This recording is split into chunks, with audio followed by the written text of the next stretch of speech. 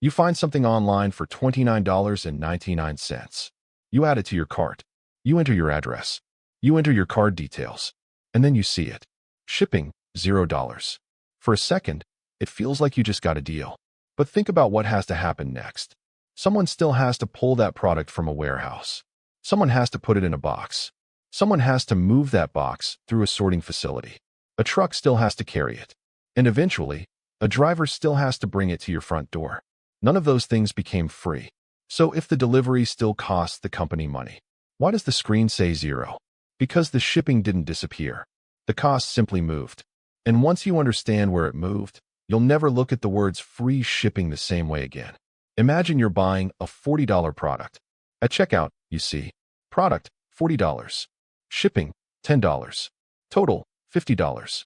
Now imagine another website sells the exact same thing for product, $50. Shipping, free. Total, $50. The math is identical, but the second purchase feels better. Why? Because the $10 shipping fee feels like a penalty. You're not paying for something you wanted. You're paying for the privilege of receiving it. And that's an important distinction. When you see a product for $40, you've already decided that the product is worth $40. But when an unexpected $10 fee suddenly appears, your brain doesn't necessarily think, well, the total is still reasonable. It thinks, why am I being charged another $10? That's friction. And online retailers have spent years figuring out how to remove it. Because sometimes, the easiest way to increase sales isn't to make the product cheaper. It's to make the extra costs feel invisible. Now imagine you find something for $25. You reach checkout. Shipping costs $8. But underneath the shipping charge, the website tells you, spend $25 more to unlock free shipping. And suddenly, the question changes. Before seeing that message, you were asking, do I want to spend $25 on this? Now you're asking, what else can I buy for $25? Maybe it's a phone cable, maybe a candle, maybe socks, maybe something that wasn't even on your shopping list 5 minutes ago. You add another $27 worth of products. Your order is now $52. Shipping becomes free, and you feel like you saved $8. But look at what actually happened. Without the threshold, $25 product plus $8 shipping equals $33.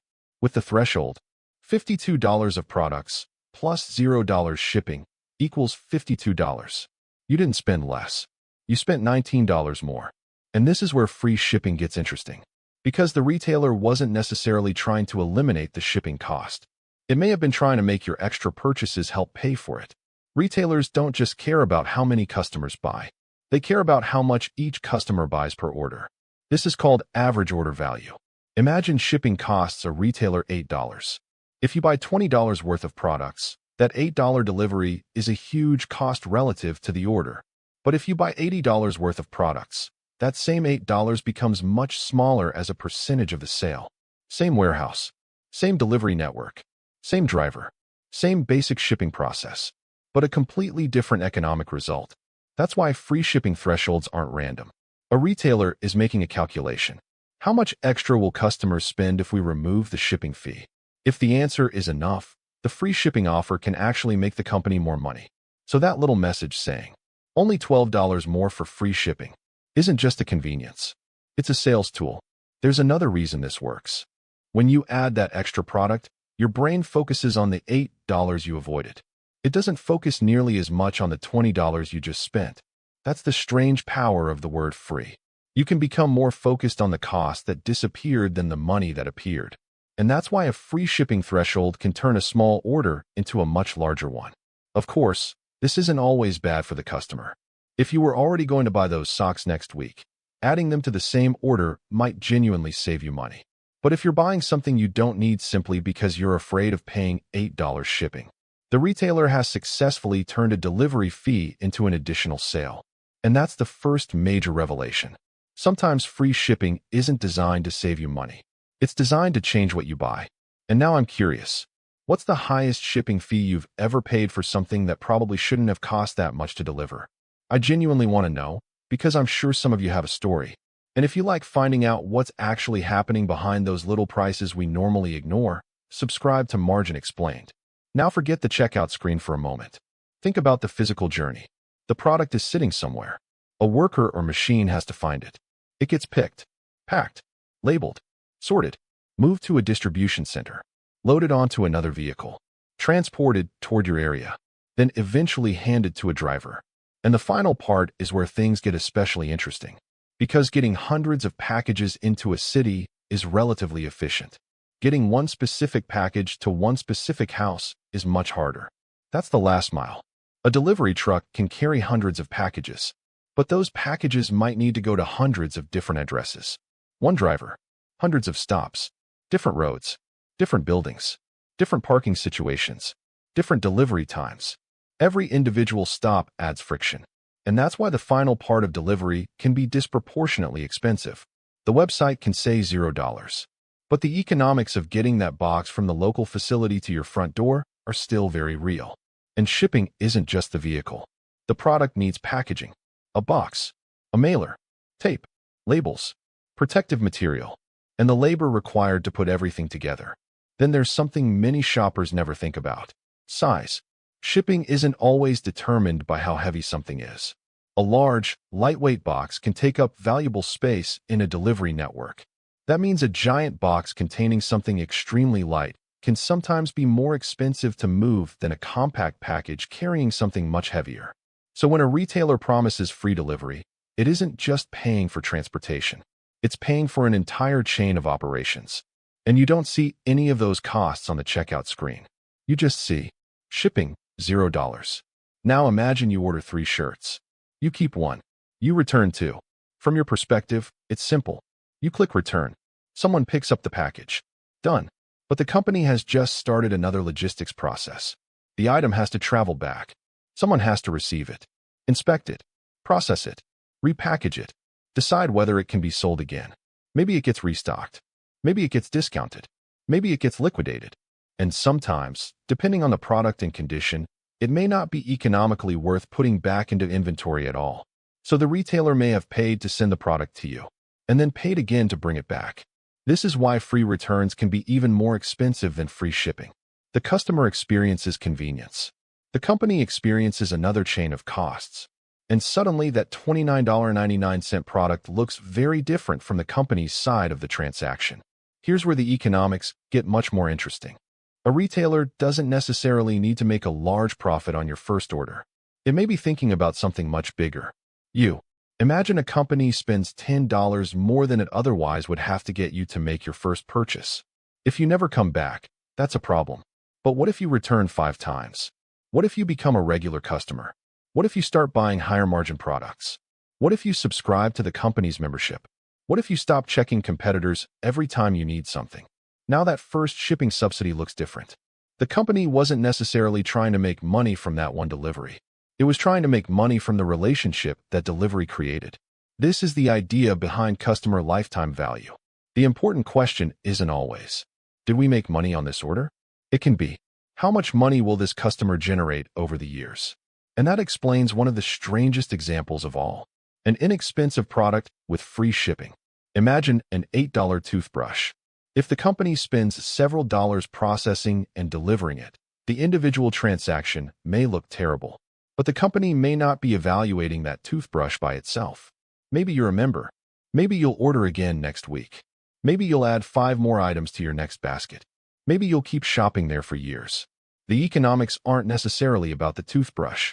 They're about the customer holding the toothbrush. This is where the model becomes even more powerful. Instead of charging you shipping every time, a retailer can say, pay us once, monthly, or annually, and we'll give you free or discounted delivery. Now something interesting happens. You've already paid for the benefit. So when you place another order, the shipping doesn't feel like a new expense. It feels included. And that can change your behavior. Why shop somewhere else? Why compare another retailer if that retailer charges $8 for delivery?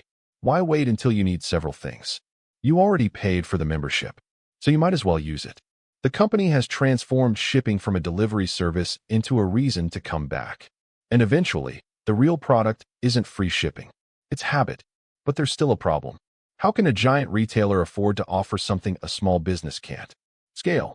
Imagine a small online store shipping a few hundred packages a day. It has limited negotiating power. Its warehouse may be far from customers. Its delivery network is someone else's. And one expensive shipment can consume a large part of the profit on an order.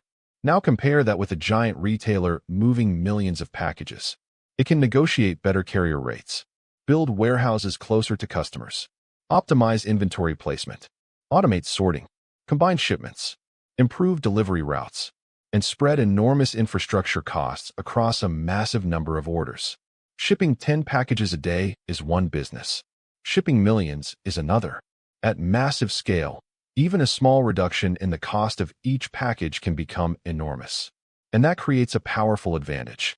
The biggest retailers can sometimes afford shipping offers that smaller businesses simply cannot match. This creates a strange cycle. A giant retailer offers free shipping. Customers start expecting it. Then another retailer has a choice. Charge the honest $9.99 shipping fee, or absorb some of that cost and offer free delivery too. Once enough companies do this, free shipping stops feeling like a promotion. It starts feeling normal. And suddenly the company that charges shipping looks expensive, even if its product is actually cheaper. That's the competitive weapon. Free shipping can force smaller retailers to play a game designed around the economics of much larger companies. The customer sees a simple promise: free delivery. The business sees warehouses, contracts, workers, vehicles, software, inventory, packaging, and billions of dollars in logistics. So who actually pays? There isn't one answer. Sometimes the customer pays through a higher product price. Sometimes the customer pays by buying additional products to reach a threshold. Sometimes members pay through subscriptions. Sometimes the retailer accepts a smaller margin. Sometimes another product with a higher margin absorbs the cost. Sometimes the seller absorbs it. And sometimes the company genuinely loses money on the shipment. But it may do that intentionally because acquiring the customer is worth more than the loss. That's why asking, who pays for free shipping, is actually the wrong question. The better question is, where does the company expect to recover the cost? And the answer could be your current order, your next order, your membership, your loyalty, or simply the fact that removing the shipping fee makes you much more likely to buy. So let's go back to where we started. $29.99. Shipping, $0. At first, it looks like the company is giving you something. But now you know what's underneath that number. Someone picked the product. Someone packed it. A network moved it. A driver delivered it. And if you returned it, the entire process may have started again in reverse. The company still had to pay. Maybe the product margin covered it. Maybe your larger basket covered it. Maybe millions of members covered it. Maybe the company accepted a loss because it wanted you as a long-term customer. Or maybe the real payoff was much simpler. Free shipping made you more likely to buy. That's the part most people miss. The company doesn't necessarily need to make money from the delivery. It can make money from what the delivery causes you to do. You add another product. You order more often. You join the membership. You stop comparing competitors. You come back. And suddenly, that little zero next to shipping looks very different.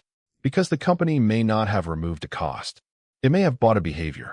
So the next time you see shipping free, remember, the box isn't free. The warehouse isn't free. The driver isn't free. The return isn't free. The logistics network isn't free. The cost never disappeared. It moved. And sometimes, the place it moved to is your next purchase.